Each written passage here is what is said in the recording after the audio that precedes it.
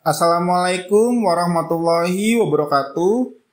Video kali ini berjudul 3 cara menebus dosa durhaka pada orang tua yang sudah meninggal. Anak yang durhaka pada orang tua hendaknya segera meminta ampunan. Namun, bagaimana cara menebus dosa durhaka kepada orang tua yang sudah meninggal? Durhaka kepada orang tua termasuk dosa besar. Ulama kontemporer kelahiran Mesir, Syekh Yusuf Qaradawi dalam kitab At-Taubah Ilallah, yang diterjemahkan Irfan Maulana Hakim, menyebutkan sebuah riwayat yang membahas hal ini. Dari Abdurrahman ibnu Abi Bakrah, dari bapaknya, bahwa Rasulullah Shallallahu Alaihi Wasallam bersabda, "Maukah kalian jika aku beri tahukan tentang dosa yang paling besar?" Beliau mengatakannya hingga 3 kali. Para sahabat menjawab, "Ya, wahai Rasulullah." Lalu beliau bersabda, "Syirik kepada Allah, durhaka kepada kedua orang tua." Beliau duduk dan kemudian bersandar. Beliau menambahkan, "Ketahuilah, termasuk juga berkata dengan perkataan yang bohong."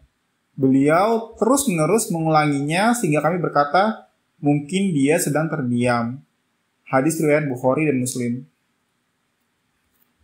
As'ad Karim Al-Faqih dalam buku Agar Anak Tidak Durhaka menjelaskan maksud dari durhaka, yang yaitu keluar dari ketaatan terhadap orang tua, melakukan maksiat, meninggalkan hak-haknya, dan menyakitinya. Baik dengan perkataan ataupun perbuatan. Jika orang tua masih hidup, anak yang berbuat kesalahan dapat segera memperbaiki kesalahan tersebut dengan meminta maaf dan memohon keridhoannya. Akan tetapi, bagaimana jika salah satu atau kedua orang tuanya sudah meninggal? Nomor 1. Berdoa untuk keduanya. Masih dalam sumber yang sama, cara menebus dosa durhaka kepada orang tua yang sudah meninggal dunia adalah dengan mendoakan kebaikan untuknya. Cara ini dijelaskan dalam hadis yang diriwayatkan dari Anas bin Malik. Rasulullah Shallallahu Alaihi Wasallam bersabda, "Seorang hamba berbuat durhaka kepada kedua orang tuanya sampai kedua orang tuanya atau salah satunya meninggal dunia, lalu dia terus berdoa memintakan ampunan untuk kedua orang tuanya, sehingga akhirnya Allah Subhanahu wa Ta'ala mencatatnya sebagai anak yang berbakti." Hadis riwayat Baihaqi dalam Syu'abul Iman. Hadis nada diriwayatkan dari Malik bin Zararah radhiyallahu anhu. Rasulullah Shallallahu Alaihi Wasallam bersabda, "Meminta ampunan yang dilakukan oleh seorang anak untuk kedua orang tuanya setelah keduanya meninggal adalah termasuk bentuk berbakti kepada orang tua." Hadis riwayat Ibnu An-Najjar.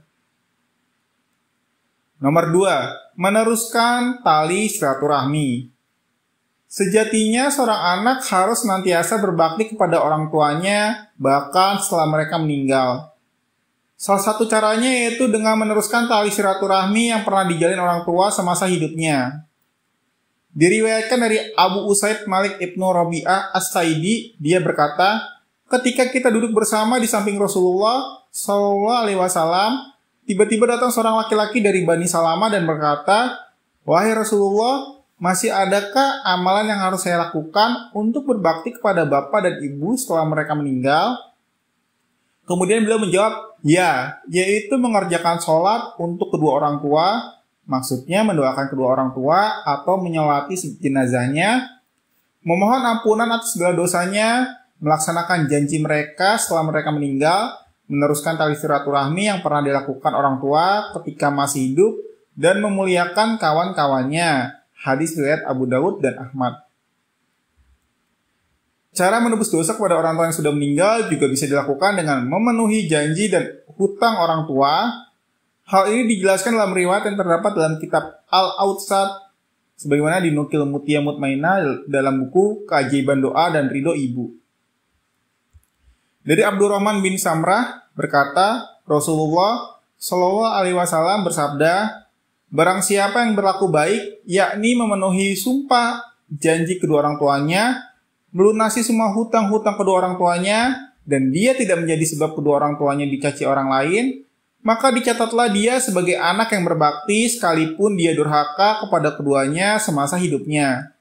Bila dia tidak menunaikan itu semua, maka dicatatlah dia sebagai anak durhaka sekalipun semasa hidup orang tuanya ia dikenal sebagai anak yang berbakti." hadis riwayat Tabrani, dan kitab Al-Awsat.